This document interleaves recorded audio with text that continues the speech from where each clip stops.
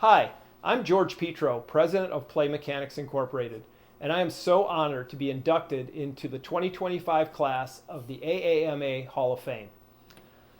I just want to say a few words about the people that helped me along the way and how I got my start in the industry. I started playing the games that all of the previous inductees made. I was a child of the arcade. It was the place I went to play, and I just really loved playing pinball, playing video games.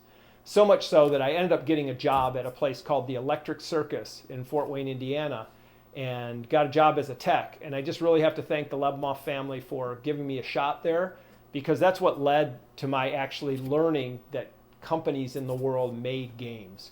And from that point, I really was focused on getting my way into one of these companies. And I just so happened to meet a really nice guy named Dave Repka, who got me a job at Williams Electronics.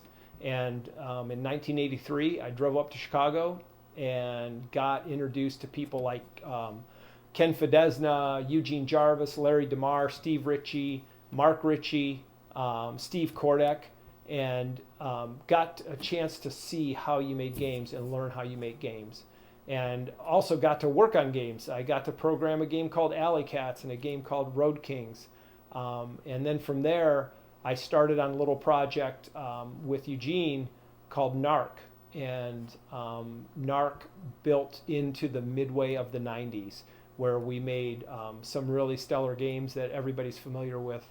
Terminator 2, Mortal Kombat, NBA Jam, and got to work with guys like Ed Boon and Mark Trammell and Jack Hager and Warren Davis, and just really fortunate. And so want to thank them.